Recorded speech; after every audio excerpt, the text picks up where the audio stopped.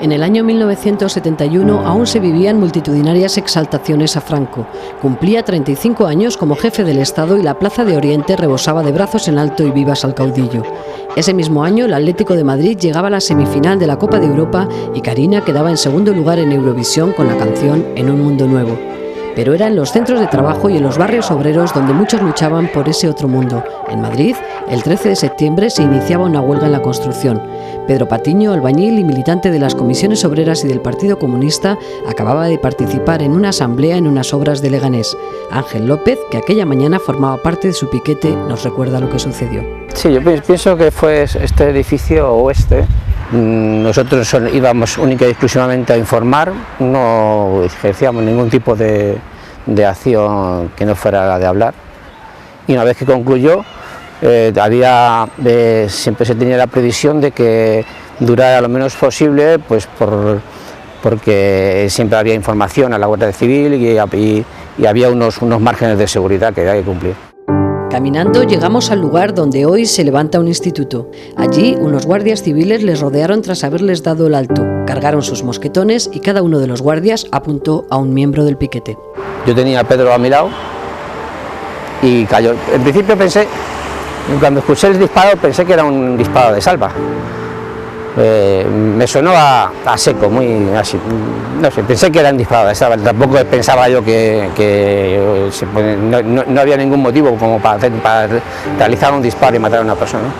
Eran las 9 de la mañana cuando Pedro Patiño fue asesinado, pero no sería hasta la tarde cuando su esposa Dolores Sancho lo supo. Hoy lo recuerda desde su casa en Getafe, localidad a la que regresaron desde su exilio a finales de los 60. Y a las 4 de la tarde pues estábamos en el despacho de la Cruz, yo estaba escribiendo a máquina, estábamos haciendo una demanda de los trabajadores, en fin, lo que fuera, y Manuela Carmena me estaba dictando, y suena el teléfono.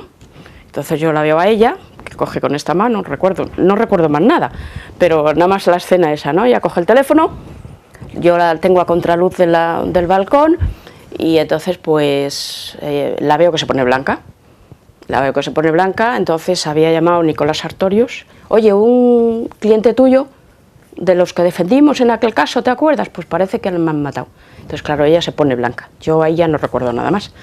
Parece ser que ella no me lo dijo, no se atrevió ni siquiera a decírmelo. Buscó a otro compañero que había por allí para que me lo dijera, otro abogado. Y entonces, pues así fue como yo me enteré. Dolores tiene grabados los detalles de aquel día. Eran las 7 de la mañana de una jornada de huelga, como todas entonces, ilegal y clandestina. Pues yo le vi a las 7 de la mañana del 13 de septiembre del año 71. Recuerdo la habitación que teníamos, el sentido de la cama. Ya teníamos la cama allí había un armario, aquí la ventana estaba aquí. Y entonces él pues estaba vistiéndose, llevaba unos pantalones de esos color hueso, de albañil, una camisa blanca, un jersey marrón de pico, de lana hecho a mano, hechos a mano, y las sandalias, la cartera, se marchó. José Luis Nieto, responsable entonces en el Partido Comunista del Movimiento Obrero en Madrid, recuerda las duras condiciones que se vivían en el sector de la construcción.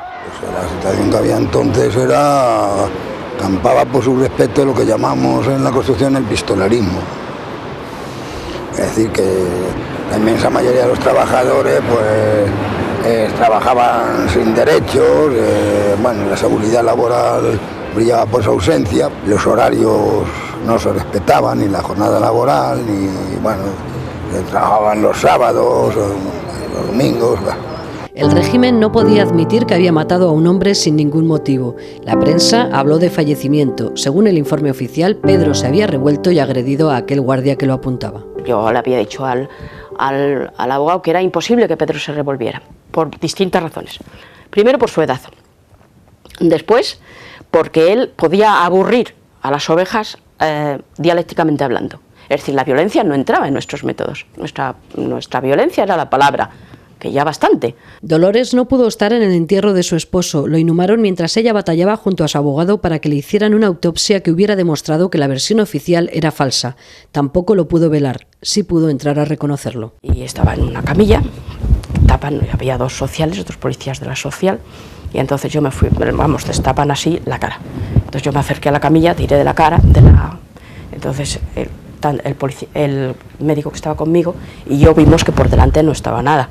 no tenía nada, aquí estaba limpio, todo perfecto. Tenía los ojos abiertos, en fin, no había habido nadie que le cerrara los ojos, etcétera, etcétera, ¿no?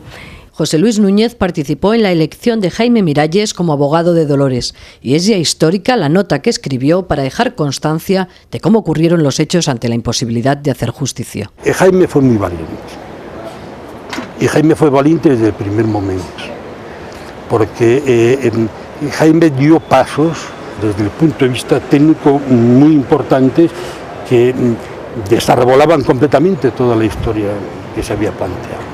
Los militares y los jurídicos militares, también por supuesto, era que no podía asistir nadie a la autopsia. La autopsia dejaba claro que era imposible que hubiera ocurrido como consecuencia de un forcejeo con el arma. Cruzaba de un hombro a otro hombro, no tenía ningún sentido lo que ellos habían intentado.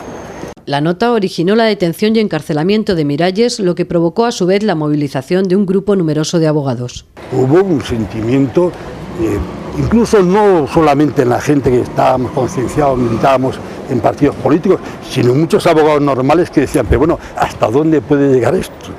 Que por defender encima te quieran llevar a ti a la cárcel. Todo esto fue un impulso importante para toda una serie de cosas. Hubo un avance, lo que pasa es que, claro, el precio es tan desmesurado y tan brutal. Dolores recuerda sobre todo la solidaridad que despertó el asesinato de Pedro. Entre sus papeles aún conserva los listados en los que ella fue consignando los nombres y la cantidad donada por tantas personas que en medio de la oscuridad y la represión se reconocían. No podía coger un dinero sin apuntarlo. Rufina, 100. Siemen, cliente. Esto es un cliente del despacho. Yo trabajaba con Manuela Carmena, pues un cliente que ni siquiera se identificaría, sino que me dio pues que sabían que era yo, ¿no? Aquí, mira, ¿ves? Una rifa de una lámpara de mesa y 2 libros, en favor de ayuda a los Pedro Patiño, ta. Pedro Patiño también había sido un hombre solidario y sobre todo un buen compañero de fatigas para una mujer militante como él. Hasta el punto de que tuvo algunos problemas y algunos camaradas hacían unos comentarios porque Pedro se quedaba con los niños nuestros y con los niños de los demás. Entonces, pues, cuando teníamos reuniones nosotras, pues entonces él les explicaba a los camaradas que había que compartirlos. Y no les gustaba nada a los camaradas. Es decir, eso lo veían como un poco, no sé cómo decirte, vaya, como que aquello no es de muy hombres o de muy no sé qué, ¿no? Nieto, al igual que otro líder del sector, Francisco García Salve, estaba en la cárcel cuando murió Patiño, paisano suyo de la Puebla de Almoradiel. El chaval desde muy joven era un chaval muy reflexivo, muy inteligente. Un obrero, un dirigente obrero, culto y pausado, y exponía las cosas sin estridencias. Su muerte ha sido para Dolores un peaje a veces muy difícil de sobrellevar. Bueno, a ver, yo le decía, cuando yo me encontraba mal, le decía, tú te has ido, pero yo me he quedado. Es decir, que la suerte ha sido la tuya, porque aquí quedarte era muy duro, ¿no? José Luis nos ha acompañado a los juzgados de lo social. Allí trabaja hoy Paz, la hija de Pedro Patiño, que tenía 4 años cuando murió su padre. Pues hombre, yo he echado siempre de menos un padre, lógicamente se echa de menos, aunque mi madre ha sufrido bastante bien la figura paterna, lógicamente, pero luego cuando ya fui mayor y fui consciente de lo que había representado su lucha en este país, pues hombre, me sentía un poco orgullosa, ¿no?, de haber tenido un padre así. Núñez recuerda a los hijos de Pedro y Dolores correteando por los pasillos del despacho de la calle de Atocha. Como era soltero, no tenía hijos, yo no sabía de esos problemas, pues dijo un día, pero bueno, ¿qué es esto de todos los chavales aquí correteando, que arman un follón y tal y cual? ¿Qué van a decir los clientes? Se rieron de mí y dijeron, no, los niños siguen por aquí y no pasa nada. Y efectivamente, yo estaba equivocado. Los críos, al final, llegaban incluso hasta charlar con los clientes y los clientes les encantaba, porque aquello era como un gran hogar para todos. Entre los recuerdos de toda esa vida, guardados cuidadosamente en carpetas y ahora diseminados por la mesa, hay recortes de prensa, octavillas, carteles de homenaje, poesías de Pedro, y entre ellos Dolores aún conserva la carta de un niño de 10 años que, presente en el entierro, relató para ella lo que sus ojos vieron aquella mañana del 16 de septiembre. Entonces los guardias civiles llamaron por radio a un autobús que estaba lleno de guardias. Cuando llegó, un corneta tocó la primera señal. Entonces, entre gritos e insultos, todos empezaron a correr perseguidos por los guardias civiles, pisoteando las flores. Todos huyendo, con pánico, se fueron.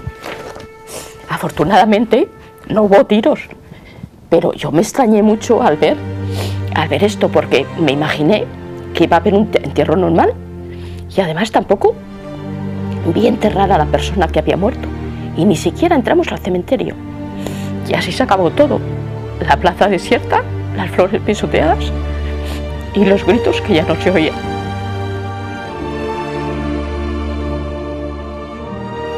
Han tenido que pasar 40 años para que tras la aprobación de la Ley de Memoria Histórica el Estado le haya expedido un reconocimiento personal de que su esposo fue perseguido injustamente y que murió en defensa de su actividad política. Y entonces cuando yo fui la primera vez me dijeron, bueno, pero vamos a ver, ¿usted qué papel tiene que su marido muriera por la democracia? Digo, pues hombre, tengo esto. El Mundo Obrero, la Hora de Madrid, no sé, estos papeles. Pero papel oficial no tengo ninguno. Pero en ausencia de la historia oficial queda la memoria colectiva.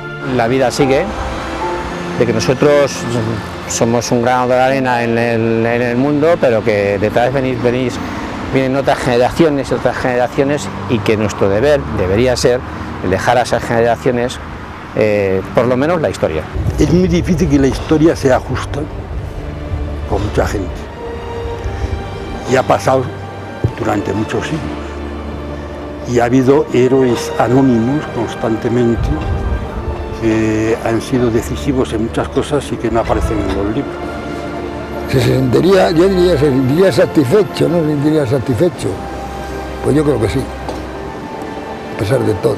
Uno no puede pensar que se ha equivocado haciendo algo, porque no tendría sentido la vida, ahí no tendría sentido la vida. Mira, yo recuerdo que un verano, estando a mí me llevaban de pequeña al Escorial, que es el pueblo de mi madre, me dejaban allí con mi abuela y estuvimos los 4 allí y se volvían para Madrid, mis padres con mi hermano que era más pequeñín y yo me quedaba allí y recuerdo a mi padre agachado de rodillas frente a mí diciéndome: tienes que aprender a escribir, que yo tenía 4 años, recién cumplidos casi, tienes que aprender a escribir para escribirme una carta, ¿vale? Digo, vale.